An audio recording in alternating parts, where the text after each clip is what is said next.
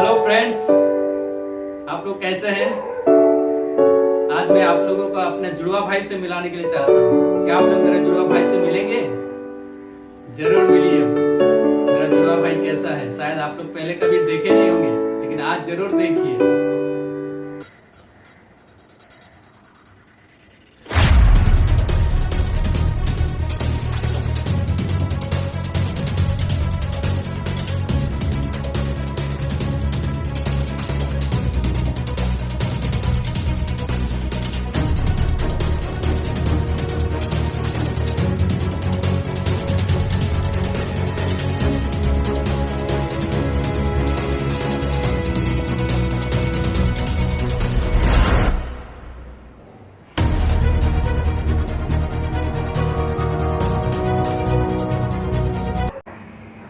Hallelujah.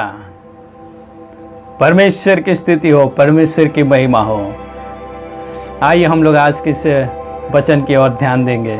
उत्पत्ति की पुस्तक में जब हम लोग देखते हैं, उसमें दो जुड़वा भाइयों की बात होती है।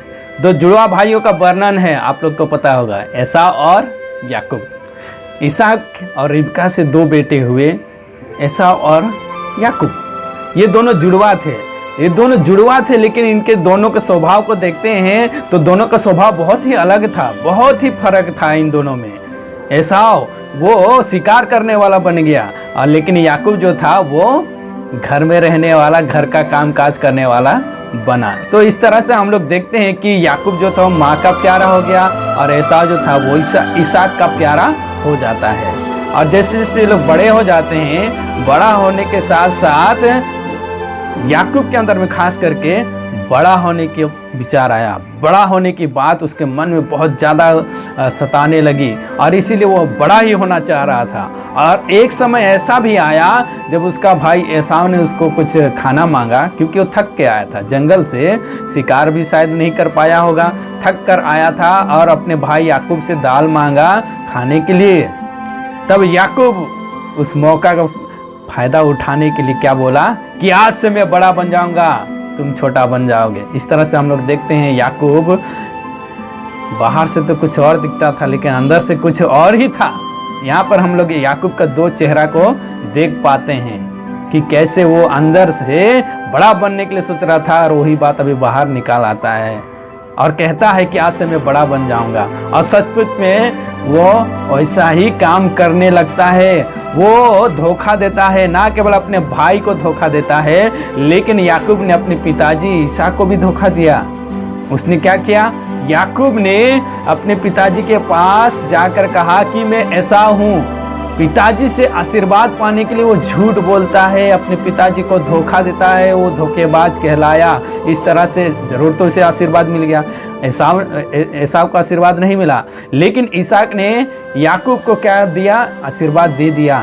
लेकिन याकूब को जो आशीर्वाद मिला वो धोखे से दिया, झूठ बोल कर लिया। सचमुच में ये अच्छी बात नहीं है, लेकिन परमेश्वर की नज़र याकूब पर थी। मैं जो आप लोग का ध्यान खींचने के लिए चाह रहा हूँ, इस बात पर ध्यान खींचने के लिए चाह रहा हूँ कि परमेश्वर की नज़र याकूब के ऊपर में थी। और परमेश्वर याकूब को कब से ध्यान लगाया था? जब वो माँ के गर्भ में था। हाँ, जब याकूब माँ के गर्भ में था, उसी समय से परमेश्वर ने उसके ऊपर में नज़र लगाई थी।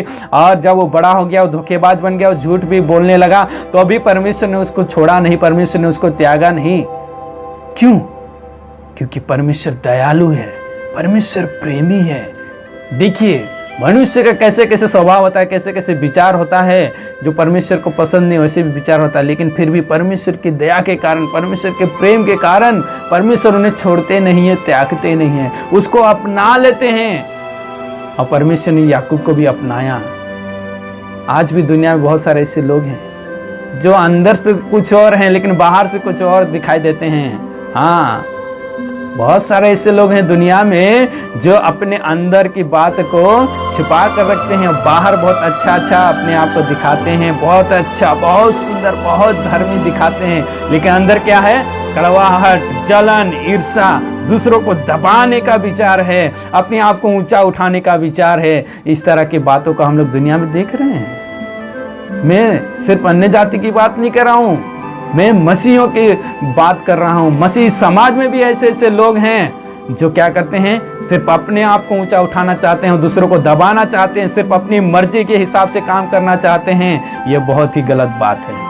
परमेश्वर इसको पसंद नहीं करते। फिर भी परमेश्वर की दया देखिए, परमेश्वर का प्रेम देखिए कि वो हमें अपना लेते हैं, वो हमें इस्तेमाल भी करते हैं सचमुच में। इसीलिए हमारे लिए ये घमंड की बात नहीं है, लेकिन परमेश्वर का धन्यवाद करना चाहिए। हम सब परमेश्वर की महिमा करें, क्योंकि परमेश्वर इतनी दया दिखाते हैं, इतना वो दयालु परमेश्वर है कि हमारे ऊपर में कृपा के ऊपर कृपा, कृपा के ऊपर कृपा, दया के ऊपर दया करते रहते हैं, प्रतिदिन करते रहते हैं। इसीलिए हम ये ना सोचें कि हम जैसे चाहें वैसे जिएंगे, इसलिए हम ये ना सोचें कि हम जो चाहें वो करेंगे, परमेश्वर मुझे स्वीकार कर लेंगे।